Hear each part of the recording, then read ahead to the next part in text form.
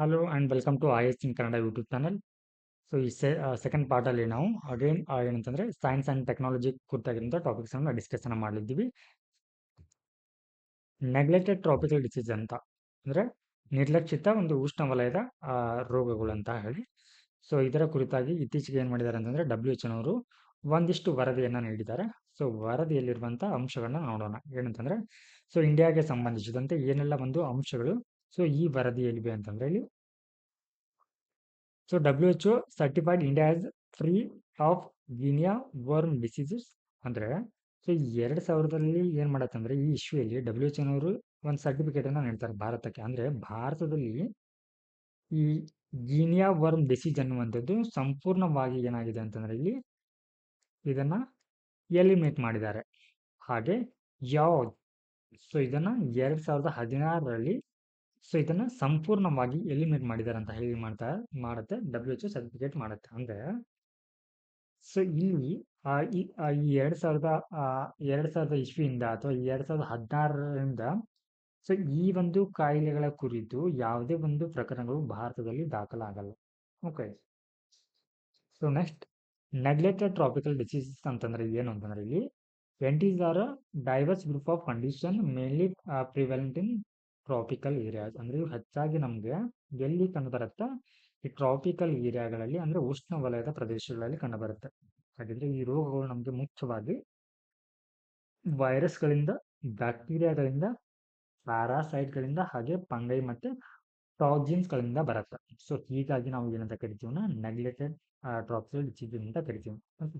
ಹಾಗಿದ್ರೆ ಈ ನೆಗ್ಲೆಕ್ಟೆಡ್ ಅನ್ನುವಂಥ ಕಾರಣ ಏನಂತಂದ್ರೆ ಯಾಕೆ ಇವುಗಳನ್ನ ನಿರ್ಲಕ್ಷಿತ ರೋಗಗಳಂತ ಕರಿತೀವಿ ಅಂತಂದ್ರೆ ಸೊ ಇವು ಜಾಗತಿಕವಾಗಿ ಅಬ್ಸೆಂಟ್ ಆಗಿರುತ್ತೆ. ಓಕೆ, ಕೇವಲ ಇಲ್ಲಿ ಕಂಡು ಬರುತ್ತೆ ಟ್ರಾಪಿಕಲ್ ಏರಿಯಾಗಳಲ್ಲಿ ಮಾತ್ರ ಕಂಡು ಬರುತ್ತೆ. ಅಂದ್ರೆ because they are almost absent from the global health agenda.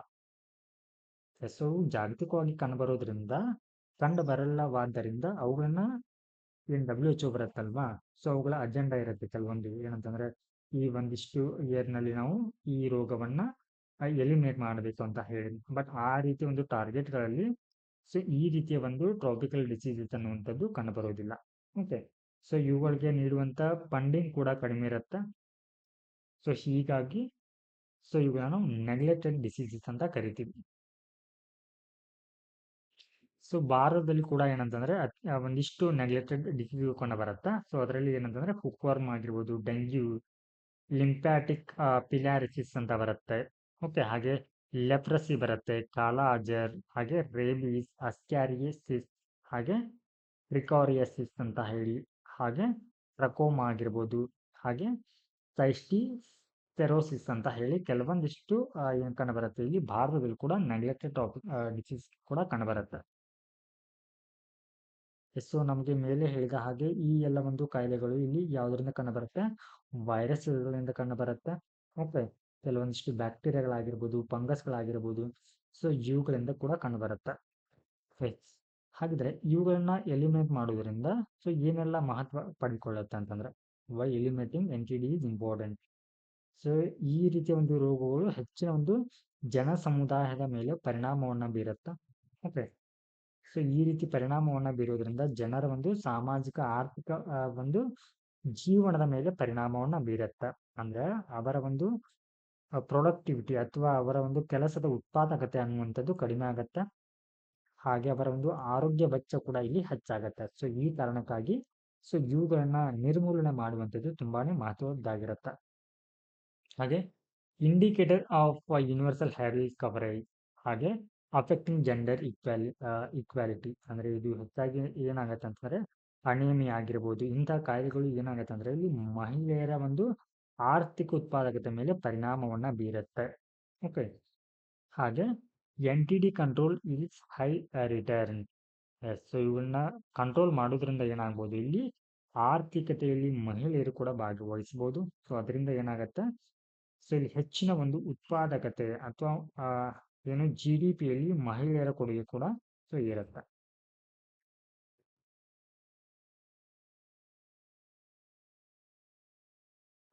So ಈ NTD ಕುರಿತು ಜಾಗತಿಕವಾಗಿ ಮತ್ತು ಭಾರತದ ಮಟ್ಟದಲ್ಲಿ ಏನೆಲ್ಲ ಒಂದು ಕ್ರಮಗಳನ್ನ ಕೈಗೊಂಡಿದ್ದಾರೆ ಅಂತಂದ್ರೆ ಇಲ್ಲಿ ಮೊದಲನೇದಾಗಿ ಜಾಗತಿಕ ಮಟ್ಟದಲ್ಲಿ global NTD annual reporting form ಅಂತ ಇದೆ. ಹಾಗೆ Kigali declaration on NTD 2022.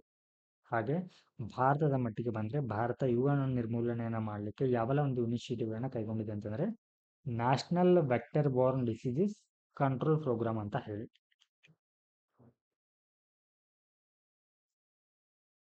So next news and shorts ಅಂತ ಬರುತ್ತೆ. ಇದು ನಮಗೆ ಪ್ರಿಂಟ್ ಪರ್ಸ್ಪೆಕ್ಟಿವ್ನಲ್ಲಿ ಇಂಪಾರ್ಟೆಂಟ್ ಆಗುತ್ತೆ. ಸೊ ನೆಕ್ಸ್ಟ್ ಇಲ್ಲಿ ಏನಂತಂದರೆ new CRISPR or Cas gene editing platform ಅಂತ ಬರುತ್ತೆ. ಸೊ ಇಲ್ಲಿ ಏನಂತಂದರೆ ಈ ಎಕ್ಸೋಜೋಮ್ ಅಂತ ಬರುತ್ತೆ.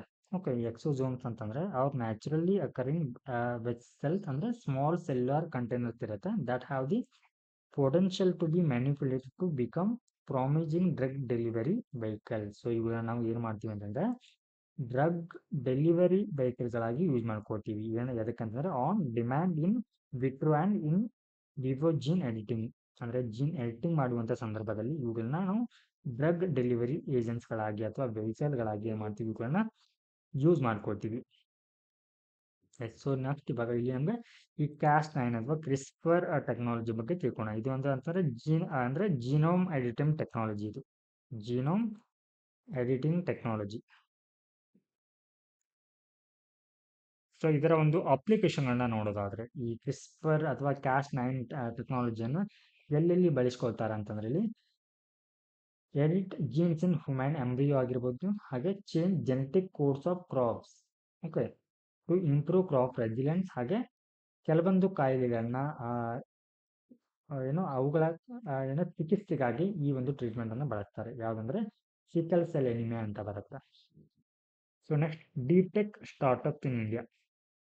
ಸೊ ಈ ಡಿಟೆಕ್ ಸ್ಟಾರ್ಟ್ಅಪ್ಗಳಲ್ಲಿ ಭಾರತ ಎಷ್ಟನೇ ಸ್ಥಾನದಲ್ಲಿದೆ ಅಂತಂದರೆ 6th ಪೊಸಿಷನ್ನಲ್ಲಿದೆ. ಸೊ ಕರೆಂಟ್ಲಿ ಭಾರತದಲ್ಲಿ ಈ ಒಂದು ಡಿಟೆಕ್ ಸ್ಟಾರ್ಟ್ಅಪ್ಗಳ ಸಂಖ್ಯೆ ಎಷ್ಟಿದೆ ಅಂತಂದರೆ 3600ಕ್ಕಿಂತ ಹೆಚ್ಚು ಸ್ಟಾರ್ಟ್ಅಪ್ಗಳಿವೆ. ಓಕೆ, ಸೊ ಇಲ್ಲಿ ಏನಂತಂದರೆ ಡಿಟೆಕ್ ಸ್ಟಾರ್ಟ್ಅಪ್ಗಳಂತಂದರೆ ಇವುಗಳಲ್ಲಿ ಅಂದರೆ ಈ ಸ್ಟಾರ್ಟ್ಅಪ್ಗಳಂತಂದರೆ ನಾವು ಕನ್ನಡದಲ್ಲಿ ನವೋದ್ಯಮಗಳಂತ ಕರಿತೀವಿ. ಸೊ ಈ ನವೋದ್ಯಮಗಳು ಇಲ್ಲಿ artificial intelligence, internet of things, ಹಾಗೆ ಬ್ಲಾಕ್ ಚೈನ್ ಅಂತ ಹೊಸ ಅಂದರೆ ರೀಸೆಂಟ್ ಟೆಕ್ನಾಲಜಿಯನ್ನು ಏನು ಮಾಡಿಕೊಳ್ಳತ್ತಂದ್ರೆ ಸೊ ಯೂಸ್ ಮಾಡಿಕೊಳ್ಳುತ್ತೆ. ಸೊ ಅದರಲ್ಲಿ ಫಾರ್ ಎಕ್ಸಾಂಪಲ್ ಇವಾಗ ನೋಡೋದಾದ್ರೆ ಅಗ್ನಿಕುಲ ಆಗಿರ್ಬೋದು, ಗ್ಯಾಲಕ್ಸ್ ಐ ಆಗಿರ್ಬೋದು, ಸರ್ವಮ್ AI ಅಂತ ಬರುತ್ತೆ. ಸೊ ಇವೇನಂತಂದ್ರೆ ಈ ಡಿಟೆಕ್ ಸ್ಟಾರ್ಟ್ಅಪ್ಗಳಿಗೆ ಎಕ್ಸಾಂಪಲ್ಗಳಾಗಿವೆ.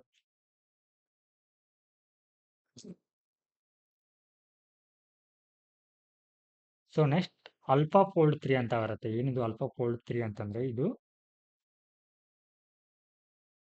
It can computationally predict the structure and interaction of all life molecules. ಅಂದರೆ ಲೈಫ್ ಮಾಲಿಕ್ಯೂಲ್ಸ್ ಏನು ಬರುತ್ತಲ್ವಾ, ಸೊ ಅವುಗಳ ರಚನೆಯ ಕುರಿತು ಅಥವಾ ಅವುಗಳ ಇಂಟ್ರಾಕ್ಷನ್ ಕುರಿತು ನಮ್ಗೆ ಏನು ಮಾಡುತ್ತೆ, ಇಲ್ಲಿ ಕಂಪ್ಯೂಟೇಷನ್ ಮಾಡುತ್ತೆ ಅಥವಾ ಮಾಹಿತಿಯನ್ನು ನೀಡುತ್ತೆ AlphaFold 3 ಅಂತ. So next nuclear technology for food safety. ಆಹಾರ ಸಂರಕ್ಷಣೆ ಕುರಿತಾಗಿ ನ್ಯೂಕ್ಲಿಯರ್ ಟೆಕ್ನಾಲಜಿಯನ್ನು ಯಾವ ರೀತಿ ಬಳಸ್ಕೊಳ್ತೀವಿ ಅಂತ ಹೇಳಿ. ಸೊ ಇಲ್ಲಿ ಮೊದಲನೇದಾಗಿ ನಾವು ಇದರ ಅಪ್ಲಿಕೇಶನ್ ಅನ್ನ ನೋಡಿದ್ರೆ, okay, so role of nuclear technology in food system. So ಇಲ್ಲಿ ಡಿಟೆಕ್ಟ್ ಡಿಸೀಸ್ ಅಂದ್ರೆ ರೋಗಗಳನ್ನ ಪತ್ತೆ ಹಚ್ಚಲಿಕ್ಕೆ ಬಳಸ್ತೀವಿ. ಹಾಗೆ ಹಾಗೆ ನೀರಿನ ಒಂದು ನಿರ್ವಹಣೆ ಸಂದರ್ಭದಲ್ಲಿ ಇವುಗಳನ್ನ ಬಳಸ್ತೀವಿ. ಹಾಗೆ ಪೆಸ್ಟ್ ಮ್ಯಾನೇಜ್ಮೆಂಟ್, ಓಕೆ, ಅಂದ್ರೆ ಕೀಟಗಳ ಒಂದು ನಿರ್ವಹಣೆಯಲ್ಲಿ ಕೂಡ ಈ ರೀತಿ ಒಂದು ತಂತ್ರಜ್ಞಾನವನ್ನು ಕೂಡ ಬಳಸ್ತೀವಿ. ಆಹಾರದ ಸುರಕ್ಷತೆ ಮತ್ತು ನಿಯಂತ್ರಣದ ಸಂದರ್ಭದಲ್ಲಿ ಕೂಡ ನಾವು ಏನ್ ಮಾಡ್ತೀವಿ, ಈ ಒಂದು ತಂತ್ರಜ್ಞಾನವನ್ನು ಬಳಸ್ಕೊಳ್ತೀವಿ. ದಕ್ಷ ಪ್ರಾಜೆಕ್ಟ್ ಅಂತ ಬರುತ್ತಾ. ಏನಿದು ದಕ್ಷ ಪ್ರಾಜೆಕ್ಟ್ ಅಂತಂದ್ರೆ ಇದು build high energy space telescope for the study of astrophysical sources. ಅಂದ್ರೆ ಸೊ ಈ ಅಸ್ಟ್ರೋಫಿಸಿಕಲ್ ಸೋರ್ಸ್ಗಳ ಒಂದು ಅಧ್ಯಯನಕ್ಕಾಗಿ ಏನ್ ಮಾಡುತ್ತೆ ಅಂತಂದ್ರೆ ಇದು ಹೈ ಎನರ್ಜಿ ಟೆಲಿಸ್ಕೋಪ್ ಅನ್ನ ಬಿಲ್ಡ್ ಅನ್ನ ಮಾಡುವಂತ ಒಂದು ಯೋಜನೆ ಇದು Daksha project. So next Krishna ಅಂತ ಬರುತ್ತೆ. ಇದು Indo French thermal imaging mission. So ಈ ಕೃಷ್ಣ ಅನ್ನುವಂಥದ್ದು ನಮಗೆ ಪ್ರಿಂಟ್ ನಲ್ಲಿ ಈ ರೀತಿ ಕೇಳ್ತಾರೆ, ಇದು ಯಾವ ಒಂದು ದೇಶಗಳ ನಡುವಿನ ಒಂದು ಇನಿಷಿಯೇಟಿವ್ ಆಗಿದೆ ಅಂತ ಹೇಳಿ. ಸೊ ಇದು ಇಂಡಿಯಾ ಮತ್ತೆ ಫ್ರೆಂಚ್ ನಡುವಿನ ಒಂದು ಮಿಷನ್ ಆಗಿದೆ.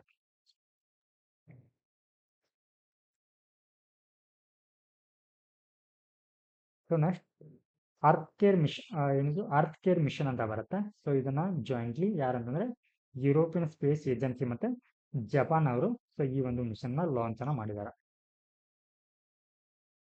ನೆಕ್ಸ್ಟ್ ಸಿಂಬಯೋಟಿಕ್ ಸಿಸ್ಟಮ್ ಅಂತ ಬರುತ್ತೆ. ಏನಿದೆ ಸಿಂಬಯೋಟಿಕ್ ಸಿಸ್ಟಮ್ ಅಂತಂದ್ರೆ ನಾಸಾದ Hubble space telescope observe the symbiotic system HM ಸಗಿತ್ತೆ.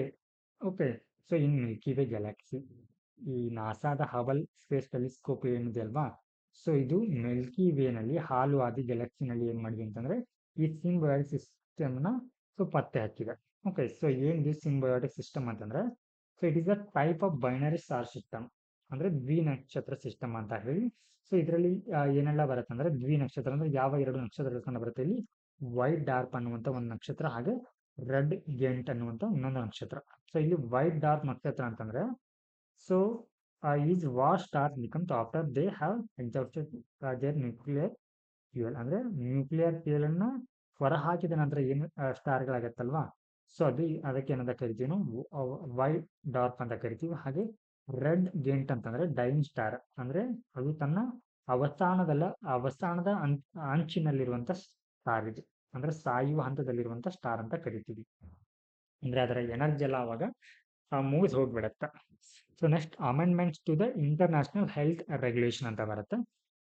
So ಇದನ್ನ ಇತ್ತೀಚೆಗೆ ವರ್ಲ್ಡ್ ಹೆಲ್ತ್ ಅಸೆಂಬ್ಲಿ ಅವರು ಏನ್ ಮಾಡಿದ್ದಾರೆ ಅಂತಂದ್ರೆ ಕೆಲವೊಂದಿಷ್ಟು ರೆಗ್ಯುಲೇಷನ್ ತಂದಿದ್ದಾರೆ. ಅಂದ್ರೆ ಸೊ ಜಾಗತಿಕವಾಗಿ ಏನು ಈ ಪ್ಯಾಂಡಮಿಕ್ ಬರುತ್ತಲ್ವಾ ಅವುಗಳ ನಿಯಂತ್ರಣಕ್ಕೆ ಸಂಬಂಧಿಸಿದಂತೆ ಕೆಲವೊಂದಿಷ್ಟು ಮಾರ್ಗಸೂಚಿಗಳನ್ನ ತಂದಿದ್ದಾರೆ. ಸೊ ಇಲ್ಲಿ ನಮಗೆ ವರ್ಲ್ಡ್ ಹೆಲ್ತ್ ಅಸೆಂಬ್ಲಿ ಅನ್ನುವಂಥದ್ದು ಇಂಪಾರ್ಟೆಂಟ್. ಏನಂತಂದ್ರೆ ಸೊ ಈ ವರ್ಲ್ಡ್ ಹೆಲ್ತ್ ಅಸೆಂಬ್ಲಿ ಏನಂತಂದ್ರೆ ಈ WHO ನಲ್ಲಿ ಬರುವಂತಹ ಏನು ಹೈಯೆಸ್ಟ್ ಡಿಸಿಷನ್ ಮೇಕಿಂಗ್ ಬಾಡಿ ಆಗಿದೆ. ಹೈಯೆಸ್ಟ್ ಡಿಸಿಷನ್ ಮೇಕಿಂಗ್ ಬಾಡಿ ಅಂದ್ರೆ ಅಂತಿಮ ನಿರ್ಧಾರವನ್ನ ಅಥವಾ ಉನ್ನತ ಮಟ್ಟದ ನಿರ್ಧಾರವನ್ನು ಕೈಗೊಳ್ಳುವಂತ ಜವಾಬ್ದಾರಿ ಅದರ ಮೇಲೆ ಇರುತ್ತೆ.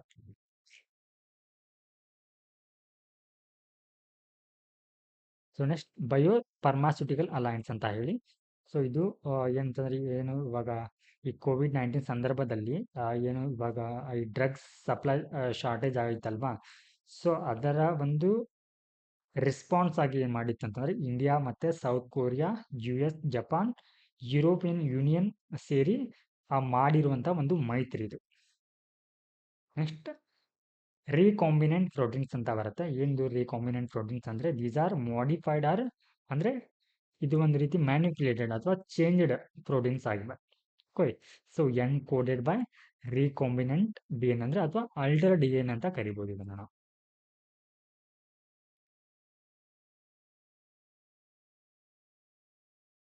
ಎಸ್, ಸೊ ಇಲ್ಲಿ ಈ ರೀಕಾಂಬಿನೆಂಟ್ ಪ್ರೋಟೀನ್ಸ್ ಅಪ್ಲಿಕೇಶನ್ ನೋಡೋದಾದ್ರೆ ಸೊ ಇವುಗಳನ್ನ ನಾವು ಎಲ್ಲೆಲ್ಲಿ ಯೂಸ್ ಮಾಡ್ತೀವಿ ಅಂತಂದ್ರೆ ಪ್ರೊಡಕ್ಷನ್ ಆಫ್ ಬಯೋಥೆರಾಪಿಟಿಕ್ಸ್ ನಲ್ಲಿ ಬಳಸ್ತೀವಿ. ಅಂದ್ರೆ ಸಚ್ ಆಸ್ ಇನ್ಸುಲಿನ್ ಗ್ರೋತ್ ಹಾರ್ಮೋನ್ಸ್ಗಳಾಗಿರ್ಬೋದು ಅಂಡ್ ಮೊನೋಕ್ಲೋನಲ್ ಆಂಟಿಬಾಡಿಗಳಲ್ಲಿ ಇವುಗಳನ್ನ ಬಳಸ್ತೀವಿ. ಹಾಗೆ ಡೆವಲಪ್ಮೆಂಟ್ ಆಫ್ ವೆಕ್ಟರ್ ವ್ಯಾಕ್ಸಿನ್ಗಳಲ್ಲಿ ಓಕೆ, ಸೊ ವ್ಯಾಕ್ಸಿನ್ ಎಲ್ಲ ಒಂದು ಅಭಿವೃದ್ಧಿಯಲ್ಲಿ ಕೂಡ ಇವುಗಳನ್ನ ಬಳಸ್ತೀವಿ. ಹಾಗೆ ಕೃಷಿಯಲ್ಲಿ ಬಂದ್ರೆ ಕೃಷಿಯಲ್ಲಿ ಯಾವ ರೀತಿ ಅಂದ್ರೆ using development of genetically modified crop ಅಂದ್ರೆ GM ಕ್ರಾಪ್ಗಳ ಅಭಿವೃದ್ಧಿಯಲ್ಲಿ ಕೂಡ ಇವುಗಳನ್ನ ಬಳಸ್ತೀವಿ. ಹಾಗೆ ಎನ್ವಿರಾನ್ಮೆಂಟ್ ನಲ್ಲಿ ಓಕೆ, ಸೊ ಇದನ್ನ ಬಯೋ ರಿಮಿಡಿಯೇಷನ್ ಅಂತ ಬರುತ್ತೆ. ಅಂದ್ರೆ ಸೊ ಬಯೋ ರಿಮಿಡಿಯೇಷನ್ ಅಂದ್ರೆ process of using microorganism to break down the pollutants in the environment. ಈಗ ವಾತಾವರಣದಲ್ಲಿರುವ ಏನು ಮಾಲಿನ್ಯಕಾರಕಗಳಿರುತ್ತಲ್ವಾ, ಸೊ ಅವುಗಳನ್ನ ಬ್ರೇಕ್ ಡೌನ್ ಮಾಡುವಂತ ಸಂದರ್ಭದಲ್ಲಿ ನಾವು ಸೂಕ್ಷ್ಮಾಣುಜೀವಿಗಳನ್ನ ಬಳಸ್ಕೊಳ್ತೀವಿ. ಸೊ ಅದಕ್ಕೆ ನಾವು ಬಯೋ ರಿಮಿಡಿಯೇಷನ್ ಅಂತ ಕರಿತೀವಿ.